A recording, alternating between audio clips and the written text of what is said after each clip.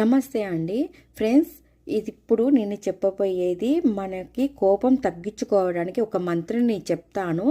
ఇది 11 డేస్ కానీ 21 డేస్ కానీ 41 డేస్ కానీ ప్రతిరోజు మీరు చేసుకోవాలి. ఇలా చేసుకున్నట్లయితే మనలో ఉన్న కోపం పోతుంది. అలాగే మన హస్బెండ్స్ మన మాట వినకపోయినా మనకి కోపం వస్తుంది. పిల్లలు కూడా మన మాట వినకపోయినా కోపం వస్తుంది. అలాంటప్పుడు మనము మన దగ్గర ఏ వస్తువులు అంటే ఆ వస్తువులతోటి మనము విసిరేస్తాము కదా.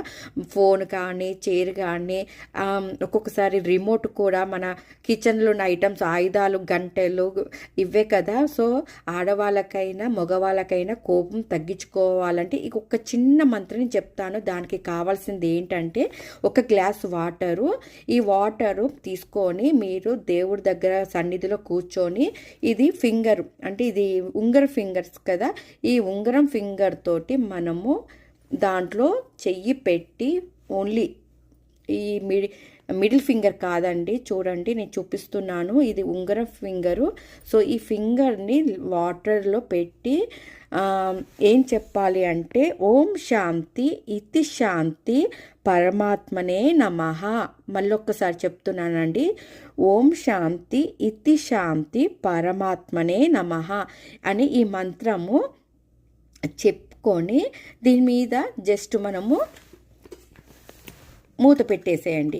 ఇది 1 డే ఇలాగే ఉంచాలి. దేవుడి పక్కగా పెట్టేసి లేదంటే కిచెన్ సైడ్కైనా పెట్టినాక పిల్లలు కానీ మీ హస్బెండ్స్ కానీ ఈ వాటర్ని రోజు మనం తాగినట్లయితే మనలో మనకి తెలియకుండానే మార్పు వస్తూ ఉంటుంది.